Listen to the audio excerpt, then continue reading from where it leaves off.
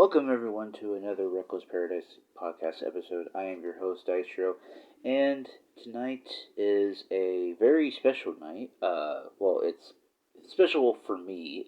It's another What If episode, and we're still without Marissa. She has not gone away or anything. She's still behind the scenes and doing all her stuff. She just had to step back behind the curtain a little bit, but we have positive vibes here, and let's keep that positive train going. And what better way than, like I said, with another What If episode? Now, this What If episode is going to be it's a very not controversial one, but it's a very, I guess, say, star making performance for one person, and that one person in particular is Ted DiBiase, the $1 million man. Ted DiBiase, former $1 million champion, former tag team champion, former money holder for the NWO and WCW back in the 90s. But this What If is a What If that I've been really wanting to talk about for a while. And Ted DiBiase, so a little bit of backstory here. Ted DiBiase was he was in the main event kind of picture with, with the likes of like Hulk Hogan, Randy Savage, Andre the Giant, the like. And he was in the main event of WrestleMania 4 in the WWF title tournament, and he faced Randy Savage for it. And big shocker, Randy Savage won. But let's turn back the clock a little bit.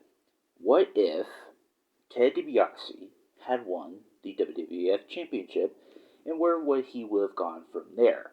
Now, this one's going to be kind of tricky because it's it's Ted DiBiase, and you kind of want to change that history and all that stuff. But this is a what if episode. I can do whatever the hell I want, and I'm thinking I could be like, oh yeah, so Ted DiBiase wins the title, boom, boom, boom, yeah, whatever. But I had some help. I had written down some notes and all that stuff, which I think could have been not controversial, but kind of helped pave the way for Ted DiBiase to his main event title picture and all that stuff, and he would have probably done the exact same thing that Randy Savage did, hold it from WrestleMania 4 to WrestleMania 5, and probably dropped it to Hogan. But this one, I'm going to try to switch it around a little bit. But, like I said, this is going to be a long one, so just stay tuned. So it was highly rumored that at WrestleMania 4, Ted DiBiase was scheduled to win the WWF World Championship, but due to some politics bickering backstage, that really never happened. Instead, Randy Savage won the world title at WrestleMania 4 by defeating Ted DiBiase. I've always wondered for a while, how DiBiase went with his whole entire career without winning the WWF Championship at least once. I think it's safe to say that from '88 to '91, Ted DiBiase was one of the best singles wrestlers to ever play the heel role that the WWF had to offer. Of course, he formed a tag team in 1992, which was the Money Inc., which was like Ted DiBiase and IRS and Virgil. I know eventually Andre was in that as well. And then, he continued to be a great heel there, too. But I decided to take a look back to the WWF in 1998 and do kind of like a fantasy booking of having Ted DiBiase be the main man to win the World Championship instead of Savage. In having him win the championship at WrestleMania 4, I wouldn't have him win it cleanly. That's where you can have, Andre the Giant help Ted DiBiase to win the title, and you can start an Andre versus Savage feud, while Ted DiBiase feuds with some upper mid carders to kill some time before SummerSlam. That's right. I wouldn't have Ted DiBiase feud with Hogan right after WrestleMania. That's not gonna work. But first, I would have maybe Ted DiBiase associated with Bad News Brown. If you guys remember him, he was like this big, huge black dude back in the '80s and '90s and all that stuff. That idea would help in two ways. Having Bad News and Andre by his side would cause Hogan and Savage to get past them before being able to get to Ted. That fills some time. Ideally, I would have Hogan work with Bad News and Savage work with Andre on the house show market. As for Ted DiBiase, I would have him stay busy with Jim Duggan and maybe Bruce Beefcake. That sounds weak on paper, but the intent is to not have the main program. Yeah, that's probably not popular with the WWF World Championship, but at the early stages of the title reign, it would have to happen. Besides, this could work because by adding tag team main events on the house show market with any combination of Ted DiBiase, Andre, and Brown taking on Hogan, Savage, and Duggan. With Saturday Night's main event 16, you could see Ted DiBiase defeat Duggan and move on to a more capable challenger, maybe Jake the Snake Roberts or a young Bam Bam Bigelow. If I were to use Bigelow here, he would have to get some big wins over established guys leading up to a showdown with Ted DiBiase, which would be different. It would be different because then what happened in real life, let's just go with it. Bigelow, over the course of a few months, would win matches against guys like Boss Man, One Man Gang, and Dino Bravo, for instance. Now, what happened in real life was Ted DiBiase offered Bam Bam Bigelow a spot in Money Inc., and he took that offer, and Bam Bam Bigelow was this big, huge monster heel, going up against guys like Bret Hart at that time, like Hogan, Savage, Warrior, who's who of big names in WWF at the time in the late '80s, early '90s, and he didn't really get a fair shake either, because he was in this tag team with IRS, and he was the tag team champs. And then I think they kind of did a freebird rule, something like that. I don't know. It was just one of those another what if scenarios. Like if Bam Bam was treated more properly in WWF and WCW and all that stuff. And then he would go on to later pastures at ECW, have a good success there. But that's for another time. We're back to Ted DiBiase.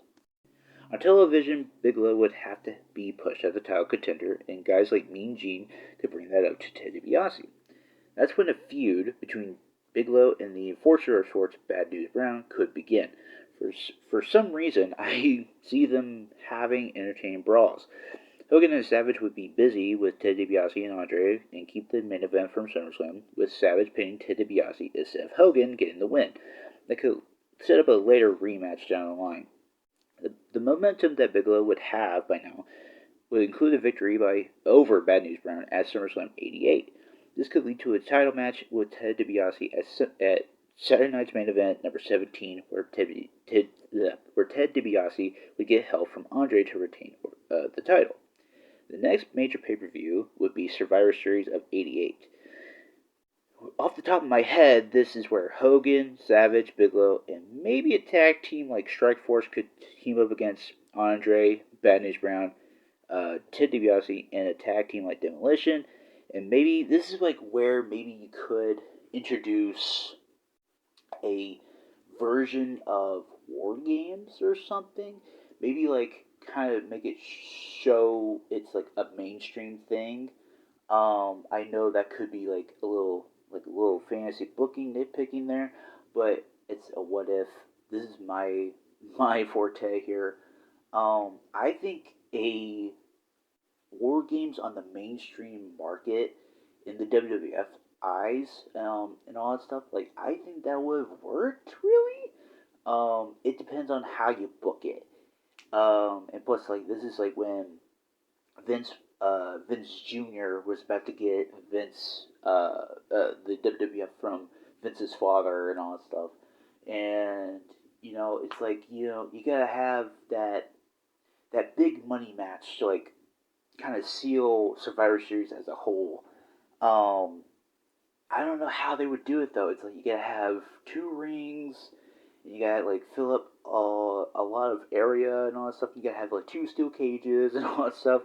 I don't know how that would have worked really, but I would have loved to see that. To for Hogan, Savage, uh, Duggan, and Strikeforce, or no, Hogan, Savage, Bam Bam Bigelow, and Strikeforce versus Ted DiBiase, Andre, Bad News Brown, and Demolition. Like that would be a very solid, like first ever WWF War Games match. And plus, like I mean, like War Games, that was like WCW territory, NWA territory. I don't know if they were really using it at that point. But you would have to like rebrand it and all that stuff, like to not like get copyrighted and all that stuff. Um, but it's like like when you look at war games now today, like you have Blood and Guts, you have war games for the main roster and stuff. You don't get it for NXT anymore, which is sad. Um, but it's like like I think that would have been kind of cool, like to see like all those five guys just to like just be in the exact same like ring with each other. It's like plus like you don't know like if people are gonna bleed or not and all that stuff. It's like it's like it's very kind of like not kid friendly all and at that point. But that's just for another time. But let's get back to the fantasy booking or the what if here. So once again, Ted DiBiase would be pinned by Savage, and that would set a title match at the Royal Rumble of '89. At the Rumble, Ted DiBiase retains the title. I'm not sure if I have interference involved or not. I think it would be a clean victory to give Ted DiBiase for some credibility leading into WrestleMania 5. Who would I have Ted DiBiase defend against any? Who would I have DiBiase defend against at WrestleMania 5? Nope, not Hulk Hogan, because that was an easy choice right there. Instead, I would push Ultimate Warrior a year earlier than he was. That may be too soon, but Hogan was cluttering the main event scene too much, and it was kind of repetitive. You have a fresh baby face like Warrior win the sorry. You have Warrior win the Rumble and square up against Ted DiBiase at WrestleMania 5. Doesn't hurt anyone. But however, Hogan would stay kind of busy with a match against Rick Rude or Big Boss Man. I picked Boss Man because they would have some really good match. They had some really good matches on the house show market back in '89. Anyway, they would really work together, in my opinion. But yeah, you would have Warrior win the WWF title, and Ted DiBiase, Andre, and Bad News Brown to close out '89. So I would also say, on top of that, I would also say maybe if you want to do it, you can have like Rude and you would have Ted DiBiase and Rick Rude, and then you have Andre at that mantle, and also, I mean, yeah, you can still have Virgil. I mean, come on, Virgil. But then what's after '89? You have going into WrestleMania 5. You have Warrior win the Royal Rumble. You have Warrior win the title off Ted DiBiase, and then you gotta have this big kind of heel supergroup, sort of in a way. So one of my pitches was, and I actually talked to some of my coworkers about this stuff, and they were like, "Oh yeah, that sounds pretty good." Um, I had pitched a heel supergroup of DiBiase, Rick Rude, Andre the Giant, and then maybe a debuting Lex Luger. I know he doesn't come around till like '90, like late '89, early '90, but it's like that would be the ultimate heel supergroup right there. And I think that'd just be like such a cool concept to have at that point, because like WCW in like the early '90s and all that stuff. Like yeah, you had the light heavyweight division with Brian Pillman and Jushin Thunder Liger and Sky Flamingo, who's the former Raven, and like they're on the up and all that stuff. But it's like the mainstream audience in the WWF, they loved they love Hulk Hogan, they love Randy Savage, Warrior, Rick Rude, Big Boss Man, Andre the Giant, Bam Bam Bigelow. So you have all these household names on the up and up in the upper mid to main event level tier, and plus with Ted DiBiase winning the title at WrestleMania 4, it accomplishes a few things. You establish Ted DiBiase as a main event player. You have him hold the title for a year, which like with Savage did in real life. He held it from WrestleMania 4 to WrestleMania 5, lost to Hogan, all that stuff, big lull, and you have a new star in Ultimate Warrior and in Bam Bam Bigelow because you build up these two guys as credible threats to the World Heavyweight title picture against Ted DiBiase and all that stuff. Yes, like Bam Bam Bigelow didn't walk out the champion, but he also made Ted DiBiase made Bam Bam look good in defeat. And that's what's good about fantasy booking sometimes, because it's like, yeah, like, you don't have to go super hard wild with it, but, you just gotta have fun with it. And, like, and also with the What If series and all that stuff, it's like, lots of possibilities can happen and open up. But, this was a topic that I've been wanting to do for a while, and I'm glad I did it tonight. And, like, I love to do more of these because it's like there's a lot of stuff in my brain that I want to get out of there, and it's fun just chatting wrestling with you guys and chatting music with y'all too. But with that being said, that is another what if down the road for another time. I hope you guys enjoyed this episode. I know I did. Hopefully my wrestling knowledge kind of entertained you guys. If not, that's alright. There's a lot of like music and other wrestling content on our channel for you guys too. But I will give you the song of the night in just a little bit. So, with that being said, the song of the night is a song that me and Marissa kind of meme it a lot. There's an infamous meme where it's the lead singer of Alice in Chains, Lane Stanley. And there's it's a POV like you're scared of a spider, and he's going ah. And tonight's song of the night is called Them Bones from Alice in Chains. The music video is really cool. I do warn you, if you have some epilepsy issues, do not watch it.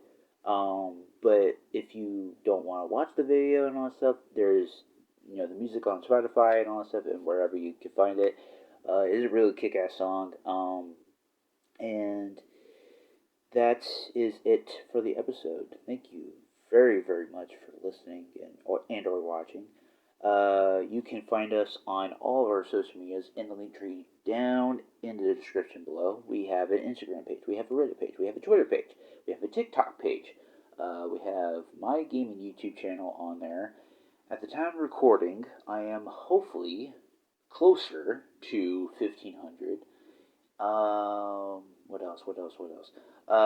There is a GoFundMe link down in the description below for Marissa's father, Richard Andrews.